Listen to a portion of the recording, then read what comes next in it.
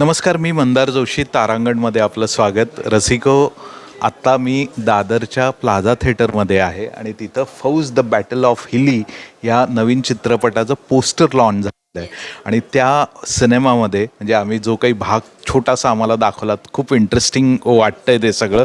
आणि आता त्याचं शूटिंगही होणार आहे आणि प्रसिद्ध अभिनेत्री अमृता धोंगडे त्याचा एक पार्ट आहे. अमृता, किती तुझ्यासाठी ही अभिमानास्पद गोष्ट आहे, कारण एवढा मोठा प्रोजेक्ट, असा विषय आणि त्याचा तू तुझ्या करिअरच्या सुरुवातीलाच भाग होणं किती आनंदाची गोष्ट आहे तुझ्यासाठी. सगळ्यात आधी तारांगणाच्या सगळ्या प्रेक्षकांना दिवाळीच्या खूप खूप खूप साऱ्या शुभेच्छा. आणि खरं तर तुम्ही ज्या गोष्टीसाठी आपण भेटलो आहे फौज या चित्रपटासाठी, तर या फौजचा मी अजून एक फौज सामील झालेली अजून एक फौजी आपण म्हणू शकतो अशी मी आहे. आणि खरं तर दिवाळीत एक नवीन धमाका घेऊन येते आहे. तसं तर बघायला गेलं तर फौज जे दिग्दर्शक आहेत प्रकाश पवार, तर प्रकाश पवार सर हे माझे पहिल्या सिनेमाचे दिग्दर्शक, त्यामुळे ती उत्सुकता आहेच की पुन्हा एकदा त्यांच्यासोबत काम करायला मिळतं आहे. आणि त्याचबरोबर भूषण मंजुळे सर आहेत, किरण आहे, उत्कर्ष आहे, सोमनाथ आहे, ज्यांची कामं मी ऑलरेडी पाहिलेली आहेत, पण सोबत काम करायला या सिनेमाच्या निमित्ताने मला मिळणार आहे. त्यामुळे मी खरं तर खूप ऋणी आहे त्यांची की खरंच ह्या अशा एका चांगल्या विषयासाठी. आणि भरपूर मोठी अजून कास्ट आहे, फक्त मी जेवढी नावं घेतली तेवढीच नाही तर अजून मोठी कास्ट आहे. तर ऑब्व्हियसली माझ्यासोबत ते ते ते आहेतच एक्सायटेड, पण मी जास्त आहे कारण मला पुन्हा एकदा सरांसोबत काम करायला मिळणार आहे. आणि फौज खरं तर खूप वेगळा विषय आहे आणि त्याच्यात मला जे काही करायला पात्र मिळालं आहे तेही अगदी वेगळं आहे. त्यामुळे खरं तर काही सांगणार आहेस त्याच्याबद्दल का नाही एवढ्यात? तुम्ही आता अंदाज लावा की एवढ्या सगळ्या फौजमध्ये मी एकटी काय करत असणार आहे. त्यामुळे ती खरं तर लोकांसाठी पण एक एक्साइटमेंट राहू दे. ते सांगू नकोस, फक्त तू जे काही करणार आहेस त्याच्या तयारीसाठी काय तुला करावं लागणार आहे ते तरी सांग आम्हाला. तयारीसाठी खरं तर पहिला सिनेमा जेव्हा केला तेव्हाही तयारी आमची म्हणजे सरांनी प्रॉपर तयारी करून घेतली होती. त्यामुळे मला माहिती आहे की ही तयारी पण आता सुरू होईल. आज तर फक्त पोस्टर लॉन्च झालं आहे, त्यामुळे तयारी आता माझी सुरू झाली आहे. पण ती काय झाली हे हे मी नाही सांगणार. ते परत गुलदस्त्यातच ठेवणार. हां, म्हणजे तयारी निश्चितच आम्ही उतरणार आहे, नो डाऊट. पण एक वेगळी तयारी असते. छान वर्कशॉप घेत असतात सर प्रत्येक वेळी आणि त्यांना असं वाटतं की प्रत्येक कॅरेक्टर हे तुम्ही जगलं पाहिजे आणि थोडा एक टाईम वेळ घेऊन खरं तर ते कुठलाही सिनेमा करतात. आणि हे खरं तर दिग्दर्शक म्हणून की तुम्हाला एक ॲक्टर म्हणून फक्त उभं नाही करत, ते कॅरेक्टर तुमच्या अंगात आलं पाहिजे हे त्यांना दिग्दर्शक म्हणून ते ॲक्टर म्हणून आमच्याकडनं काढून घेतात.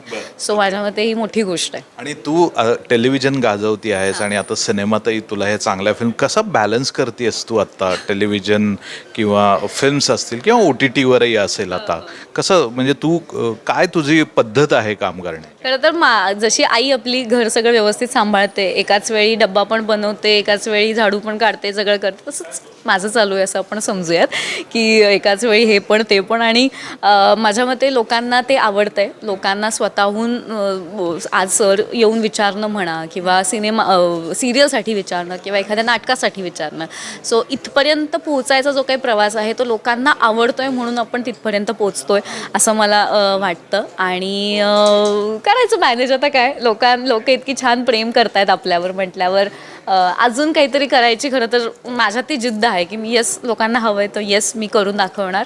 आणि माझ्यात तो गुण आहे म्हटल्यावर ऑब्व्हियसली मला तो दाखवायला लोकांना जास्त आवडतो. आणि तुझ्याशी बोलतोय म्हटल्यावर बिग बॉसचा उल्लेख येणार नाही असं होऊच शकत नाही. तर आम्हाला असं समजतंय तू काही परत रिएंट्री वगैरे करणार आहेस? कोण सांगा, तारांगण आधीच कळलंय का? म्हणजे अशा उडत उडत आलेली आहे आमच्याकडं माहिती. उडत उडत माझ्यापर्यंत तरी काहीही पोचलेलं नाही आहे. पण ऑब्व्हियसली बिग बॉस प्रत्येक काम माझ्यासाठी खूप जास्त महत्त्वाचं आहे. जे मी केलं, मुख्यमंत्री केली, माझी सगळ्यात पहिला सिनेमा मिथून, त्याच्यानंतर मुख्यमंत्री, आणि जशी जशी मी कामं करत गेले.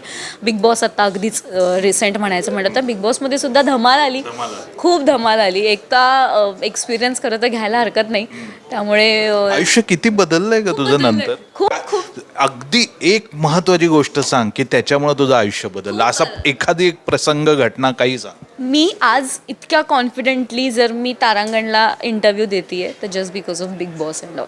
म्हणजे इतका कॉन्फिडन्स आला आहे मला की येस मी बोलू शकते, येस मी माझे जे काही विचार आहेत ते मला मांडण्याची एक वे मिळाला की येस मी आता ते लोकांपर्यंत पोहोचवू शकते. जे मी आधी होते पण आधी इतका कॉन्फिडन्स नव्हता की मी घाबरेनच किंवा थोडंसं लो फील होत असेल, पण असं नाही आहे. पण आता थोडा एक्स्ट्रावाला आलेलं आणि आहे. तसे फॅन्सही तुझे आता एक्स्ट्रा झाले.